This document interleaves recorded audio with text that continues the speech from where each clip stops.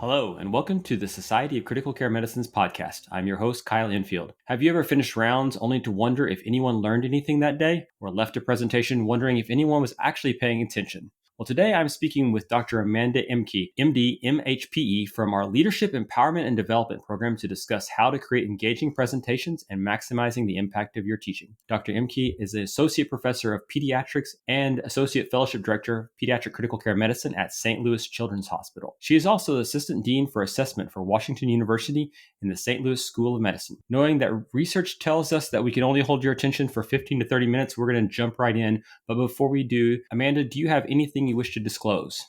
No, I do not.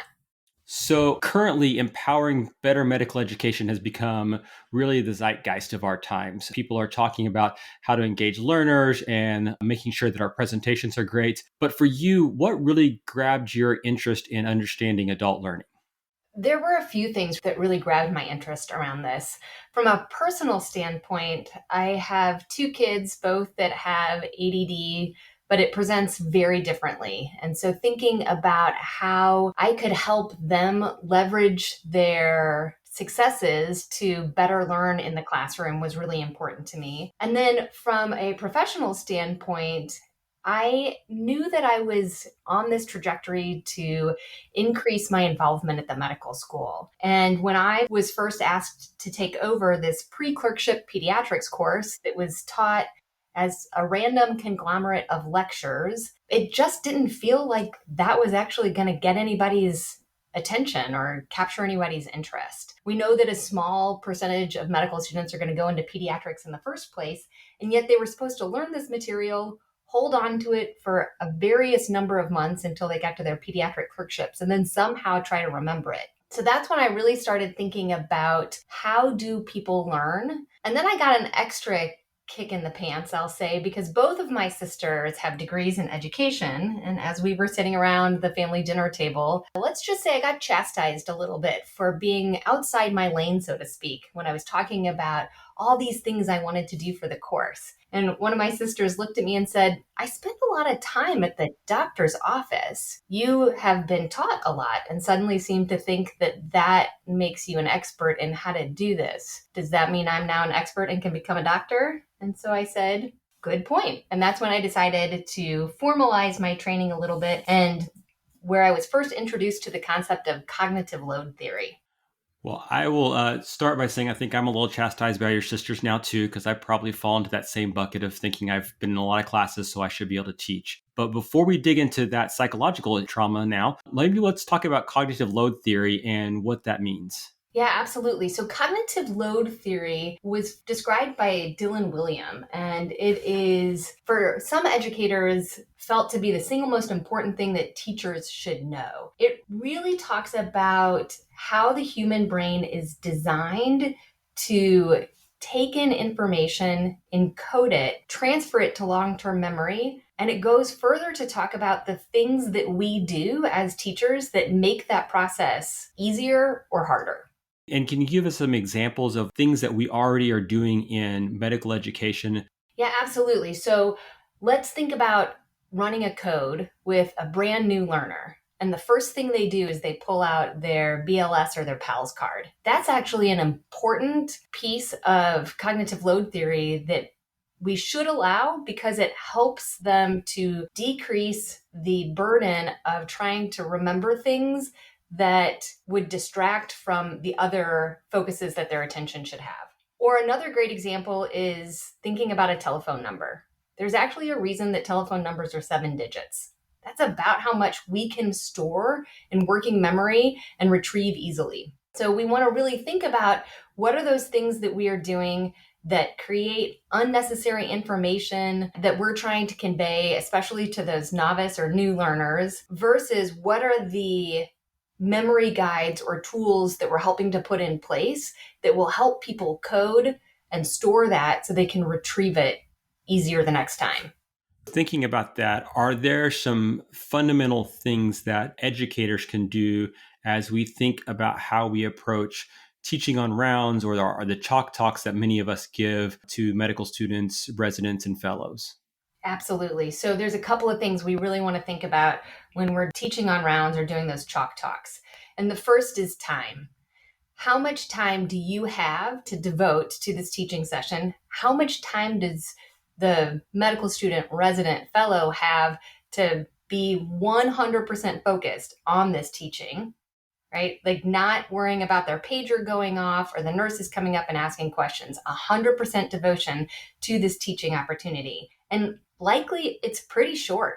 We're probably talking 5 minutes or even less than that. The chalk talk might be 5 minutes. If we're trying to give a teaching pearl on rounds, it's much less than that. And so we want to really hone to that one specific, most important take-home message. We want to prime the learner for what that's going to be. We want to give our succinct teaching point, and then we want to do something that forces the learner, the medical student, resident, or fellow, to immediately re-engage with that information so that they do that extra coding to try to put it into long-term memory. For example, if you are going to teach about asthma on rounds, you probably don't want to go through the pathophysiology, the clinical history, the management, when should you cannulate for ECMO. You're going to have to pick one specific thing that you want to focus on. You're going to want to prime the learner, for example, saying that patient in bed 6 presented with severe asthma. So let's talk about what I saw that made me know they needed to be intubated. We've now primed them for the specific thing we're going to talk about. Then we give our very brief description of what we saw, what we did, maybe even what somebody else might have done. And then we have to ask them a question. So what are you going to look for the next time you're seeing a patient on the inpatient team or in the emergency department based off of what we talked about today? What you described is probably very different than what 99.9% of listeners experienced on rounds when they're training. So tell us how it's an improvement over the way we were trained, which usually was through a series of questions until the point where we didn't know something. Yeah, the old-fashioned Socratic method, so to speak. The reason that it's different, and I'll offer has some advantages, is that one, the series of questions may or may not relate to each other, or more importantly, as a learner, I may or may not understand how they relate to each other. Also, by the time you get to the point where I am mentally exhausted at being able to answer your questions, I now am no longer in a space where my brain is ready and primed to pick up on that nugget that you're going to offer me. I'm also not sure what it's anchored to. So you've created no scaffolding around the key learning point. If you think about the example I gave, I tied it directly to a patient we were taking care of. So I already prompted or started that encoding process by anchoring it to that patient. And as we all can remember, when we went through the series of questions, it usually started sometimes from a patient, but by the time we got to the end of it, we no longer knew sort of which road we were on anymore.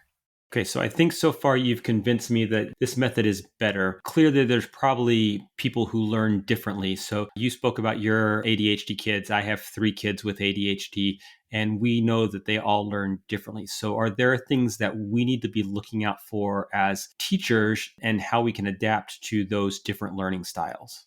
Yes. And it's a little bit harder when we're in the clinical space and we're on rounds and we're trying to give a teaching point. I think that in those situations, it's just important for us to remember that not everybody may learn just by listening to us. So we may want to offer the medical students, residents, or fellows an opportunity after rounds to come back and talk about the same topic where they might be able to take some notes or do some drawings about it. Many of us like to provide diagrams or drawings while we're doing our teaching, which I think are really helpful. And we just need to think about, do we have enough time to do that and bring the whole cycle to completion? I think it's a little bit different when we're doing a planned talk. So when we're doing a planned teaching session, I think that's when we really need to think about how we can present material through multiple modalities at the same time. So that may mean talking to medical students, residents, and fellows while we're also drawing things on the board or having them draw it on the board, even better. So that way we're engaging both our auditory and our visual learners at the same time. So that works great when you're thinking about the chalk talks or the on rounds, but how do you approach this when you think about moving that to the grand rounds format where it's a lot more formal and we're anchored towards slides often?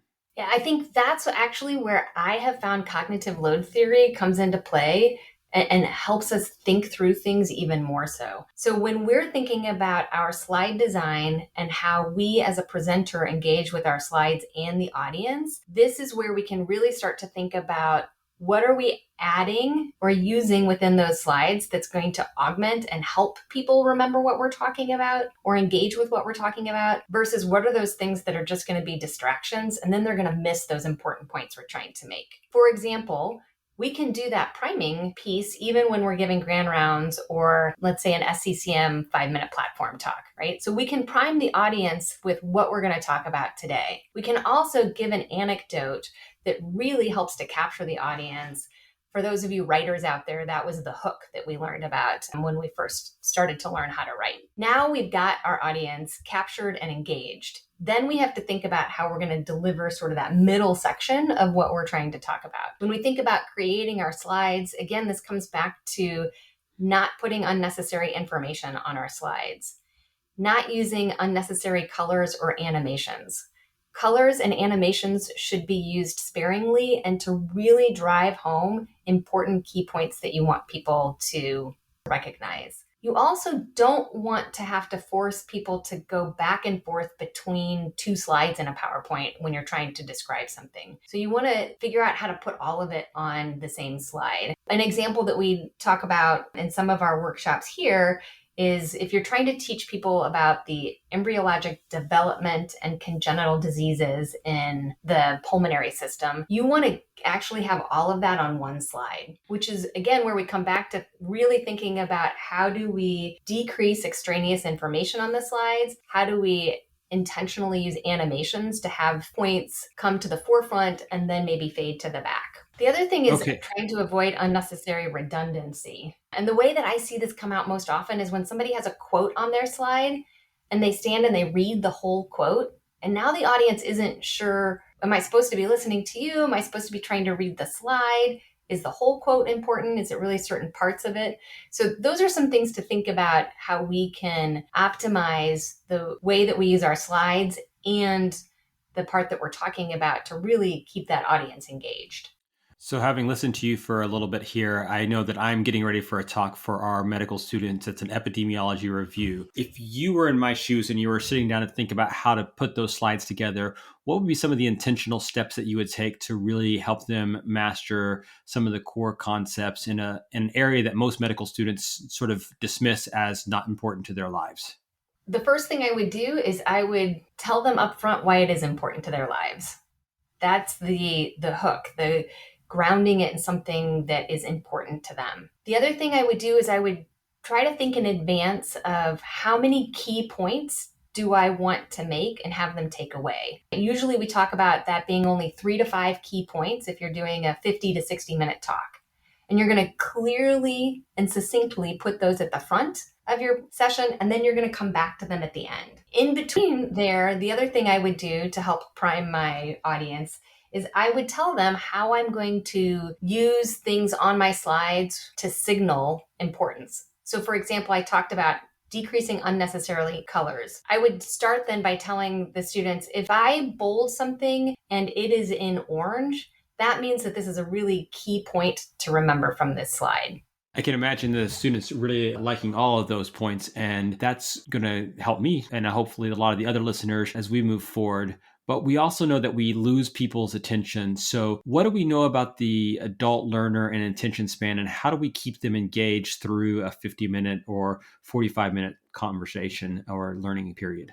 Yeah, absolutely. We know that it's only about a 15-minute span before the brain starts to fade and we no longer can hold things in working memory. And anything that isn't held in working memory isn't going to get encoded and sent to long-term memory. So when I'm thinking about a 60-minute teaching session, I sort of break it up into 3 major chunks. The first 5 minutes are that anchoring, introduction, priming piece. The last 5 minutes is for summarizing the key take-home points. Everything else in the middle then gets split into about 15-minute chunks. And after 15 minutes, I do something that forces the audience to engage or to completely disengage. So if I'm going to do something that forces the audience to engage, that would be a great time to have a poll everywhere question or some sort of check-in question that asks them about what you've just been discussing in those previous 15 minutes. We do hear from learners that they don't want to be, quote, put on the spot. And so that's where things like poll everywhere or other anonymous question approaches can be helpful because it allows people to engage, but they're less worried about being wrong in front of their peers. If I want to do something that forces them to totally disengage, that's where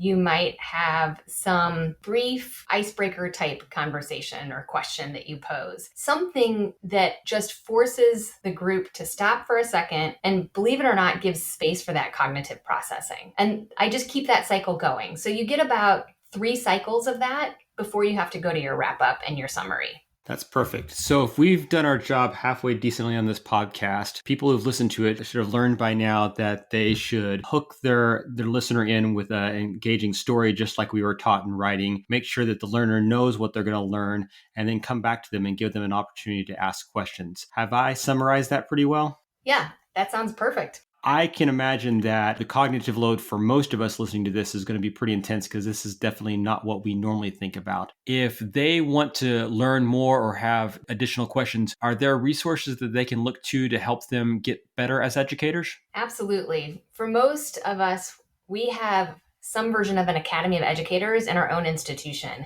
And I would really strongly encourage people to look into that as a resource. There's a couple of reasons around that. One, you're going to probably identify a whole host of local people that are experts in different areas of education, whether that's feedback, how to give a chalk talk, the 1-minute preceptor. By finding your local experts, not only do you start to know who you can turn to for really short faculty development or longer workshops, you can start to see the wealth of experience that's at your own institution. That's a great example. And I just want to also point our listeners to the lead resources on the Society of Critical Care Medicine's webpage, which can be found in the Member Center. In addition to forthcoming webinars, there are several resources that people can look toward to develop leadership skills, educational skills, and other skills to progress their career. I know that I'm going to take a lot away from this conversation because right after I hang up with Amanda, I'm going to be going back to my slides to rewrite them. And this will conclude another episode of the Society of Critical Care Medicine's podcast. If you're listening on your favorite podcast app and liked what you heard, consider rating and leaving a review. For the Society of Critical Care Medicine's podcast, I am Kyle Enfield. The information discussed in this podcast was provided by the Society of Critical Care Medicine's Leadership, Empowerment, and Development Lead Committee. Find other professional development topics and more in the SCCM Resource Library. Kyle B. Enfield, MD, is an Associate Professor of Medicine in the Division of Pulmonary and Critical Care at the University of Virginia. He received his undergraduate degree from the University of Oklahoma. Join or renew your membership with SCCM, the only multi-professional society dedicated exclusively to the advancement of critical care. Contact a customer service representative at 847-827-6888 or visit sccm.org/membership for more information. The SCCM podcast is the copyrighted material of the Society of Critical Care Medicine, and all rights are reserved. Find more episodes at sccm.org/podcast. This podcast is for educational purposes only. The material presented is intended to represent an approach, view, statement, or opinion of the presenter that may be helpful to others. The views and opinions expressed herein are those of the presenters and do not necessarily reflect the opinions or views of SCCM. SCCM does not recommend or endorse any specific test, physician, product, procedure, opinion, or other information that may be mentioned.